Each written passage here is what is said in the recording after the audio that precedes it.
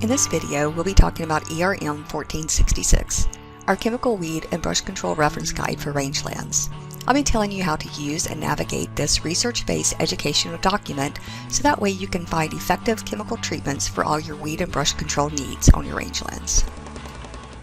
To obtain a copy of ERM-1466, you can go to our website, rwfm.tamu.edu/extension-2.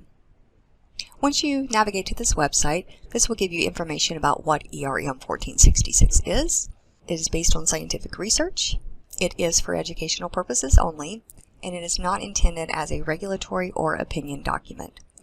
In addition, on this web page, it will give you some information that I'm going to be going through in this video tutorial, such as what are the effectiveness ratings and how to use ERM-1466. Let's go through and look at some of the highlights for how to actually use and navigate this chemical weed and brush control document. If you open it up as a PDF file in Adobe, then you have the option here where if you need to make the words just a little bit bigger, you can always zoom in and zoom out. When you first open up the document, it'll have the title page and the reference guide information page, and then you come to an index page. The index page is going to list all the species by common name, categorized as either a weed species or as a brush species. One thing I like about the electronic version of this document is you can hit the Control F button and it will bring up a search window. In the search window, you can type a species by name, such as weesach is one that we get a lot of inquiries about, and it will go through and find every single time that we list weesach. So in the table of contents, you see that we have the species weesach. We have several different treatment options for it, so it has several different entries in this document. You can use the Control F and the Find Search function to actually go through and find every single one of those treatment options.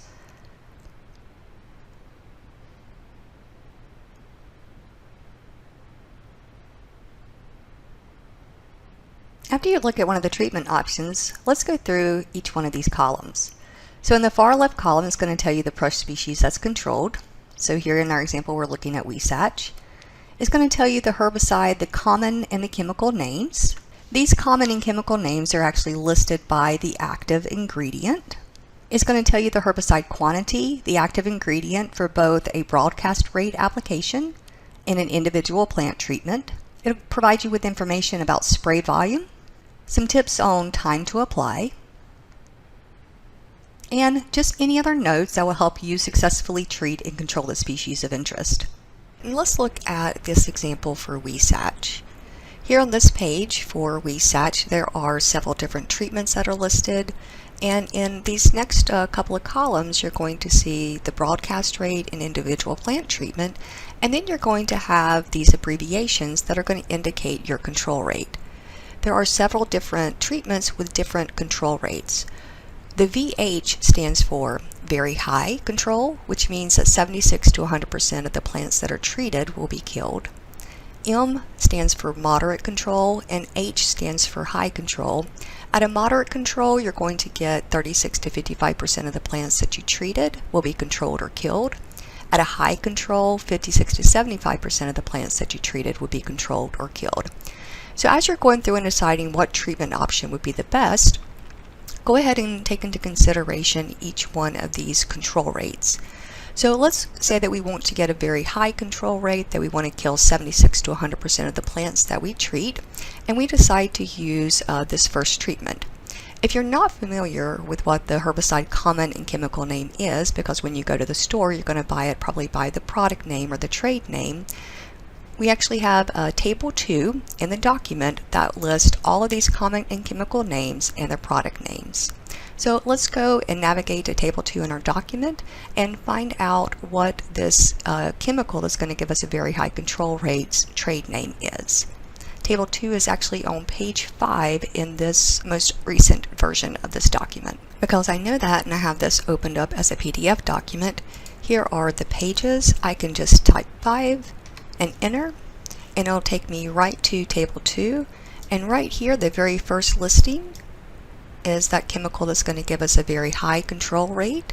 It tells you the herbicide common name, the chemical name, and right here is the product name or the trade name, what you would actually go to the store, and this would be what's biggest on the label, what it's sold under. So this product is Envora. One other thing I want to point out on this table is that after a product's been on the market for a while, sometimes they do sell generics of the product. So Envora is pretty new, so you don't have a lot of generics for it yet, but for a product such as Picloram, there are brand names and generics for this.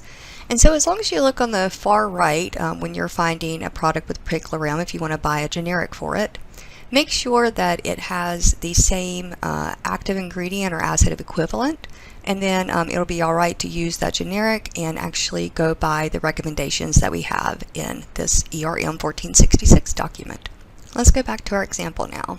We list the herbicides in the document by common and chemical names because we do not endorse any particular product.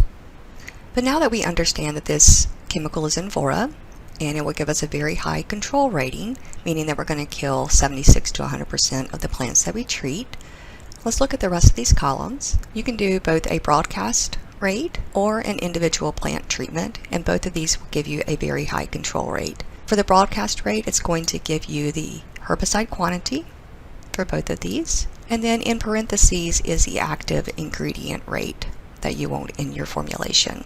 There's some tables in this document that's going to help you determine, when you have a percentage for your individual treatment rate, how much herbicide to actually apply. Let's go look at that table. Table 4 is on page 6 of the document, and this tells you the herbicide concentration desired for individual plant and spot treatments. So if we need to have a mixture of 1.5% Envora, and we wanted to mix a 1 gallon mixture just to treat a few different individual weesach plants, then we would add 2 ounces of the herbicide to the formulation. Now that we know how much to add to make our formulation for 1.5%, let's look at the next column. It's going to give us information about spray volume, a couple of the highlights, some notes here about aerial applications. For best results, we give you some tips on some nozzles to use and pressure. And for individual plant treatment, we give you information about, thoroughly spraying the foliage to wet but not dripping. You want to add a non-ionic surfactant and how much to add in your water. And we also recommend that you always put in your highlight blue dye. The next column, we give you information about the best time to apply. Researchers found the best time to achieve a good kill rate is to apply and treat weesach in the fall. Give you some information about soil temperature, making sure that there's good soil moisture. And then we also have some additional notes in the final column, just some additional remarks. The use of Envora requires picolinic acid chemistry training and certification before use. You can obtain that picolinic acid chemistry training online through AgriLife Extension, or you can obtain that training by contacting your local county extension agent and asking them when they're going to have their next CEU program, and if during that CEU program they will offer picolinic acid chemistry training. This has been a brief introduction of how to use and navigate ERM-1466. Make sure that you're always getting the most up-to-date version of this as research is continuing and we're improving our different chemical treatments. If you have any questions, feel free to contact your local county extension agent, or you can also contact me. This has been Dr. Stacey Hines. Until next time.